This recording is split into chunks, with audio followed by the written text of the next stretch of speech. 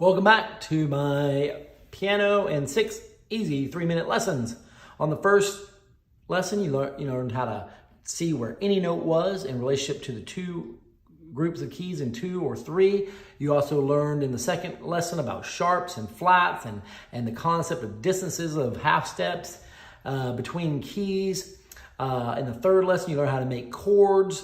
And so now, if you've taken all that and are practicing it like I asked you to, then you should be feeling kind of comfortable now with the piano in general and making chords, and things are starting to sound good for you.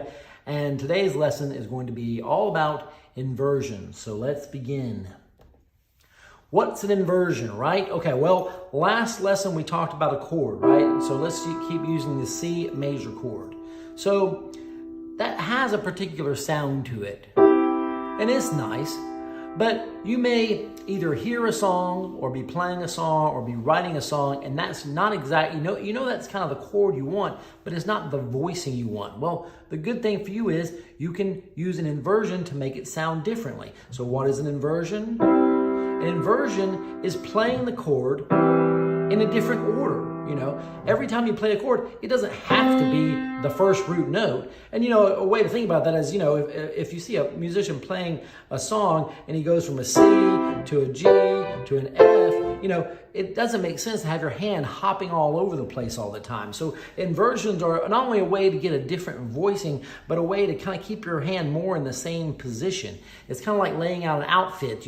If you might put on the socks first one day, the pants first, the socks, pants, shirt, and the next day you may put on the pants, shirt, and socks, but it's still the outfit. Well, it's still the chord, but you're just changing the positioning of your fingers. So, since the C is C, E, and G, we can play it in this inversion where it's G, C, and E, or I can play it in this inversion where it's E, G, and C, but it's all still a C chord, okay?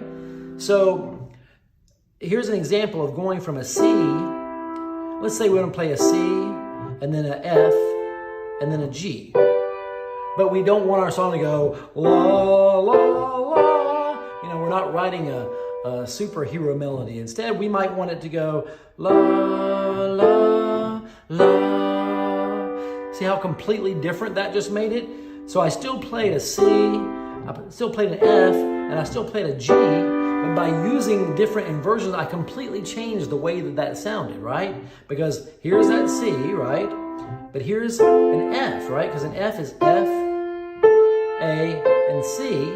And I just played it C, F, and A. And then a G is G, B, and D. And I played B, D, and G. And so this idea of inversions works with every chord that we've already talked about. So what I want you to do for your next practice session is really just dive in to taking every chord and playing every inversion,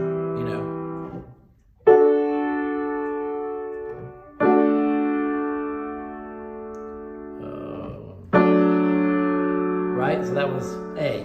And I want you to go up and down the keyboard, take every root note, make your major out of it, then play every inversion of that major. Take every minor chord, play every inversion of that minor chord, and so forth.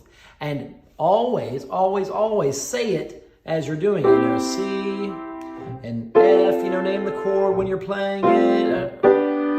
G. So as you're playing, that inversion, make sure you're saying the name in your head, G, so that you know what you're playing. And the more you say it as you're playing it, the more you'll get used to it, and it will just become a, sort of second nature when you sit down at the piano and you get ready to play it. All right, please subscribe, and I'll see you on the next lesson.